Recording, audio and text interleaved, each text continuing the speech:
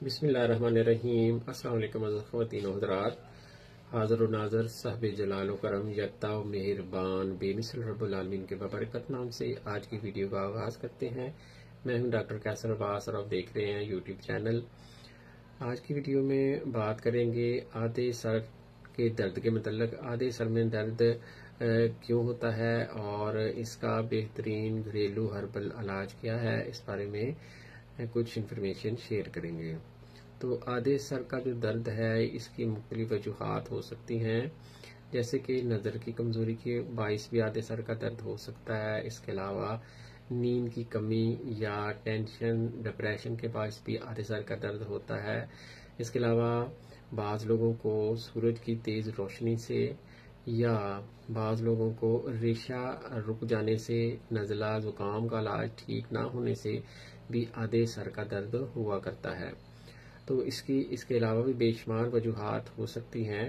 تو یہاں پہ ایک بہترین گھریلو ہربل جو نسخہ ہے وہ آپ لوگوں سے شیئر کریں گے۔ اگر وہ آپ استعمال کریں گے تو انشاءاللہ جو سر کا درد ہے، آدھے سر کا درد بعض لوگوں کو دائیں طرف ہوتا ہے، بعض کو بائیں طرف، کچھ لوگوں کو سر کے اگلے حصے میں بھی ہوا کرتا ہے، تو انشاءاللہ جو بھی وجہ ہوگی اللہ کے فضل و کرم سے ٹھیک ہو جائے گی۔ اس کے علاج کے سلسلے میں آپ نے کرنا یہ ہے کہ استو قدوس ایک جڑی بوٹی ہے، یہ آپ کو عام پنسار سٹور سے مل جائے گی۔ یہ آپ نے لینی ہے 12 گرام، اور خشک دھنیا وہ بھی آپ نے 12 گرام لینا ہے، اور جو کالی مرچ ہے یہ آپ نے 21 عدد لینی ہے۔ ان کو آپ نے ان کے 3 حصے کر لینے، یعنی ایک پوڑیا میں 7 کالی مرچ اور 4 گرام استو قدوس اور 4 گرام ہی دھنیا خشک، اس کی آپ اسی طرح 3 حصوں میں ڈیوائیڈ کریں، اور کالی مرچ کو تھوڑا سا توڑ کے اس کے چھوٹے چھوٹے حصے کر لیں۔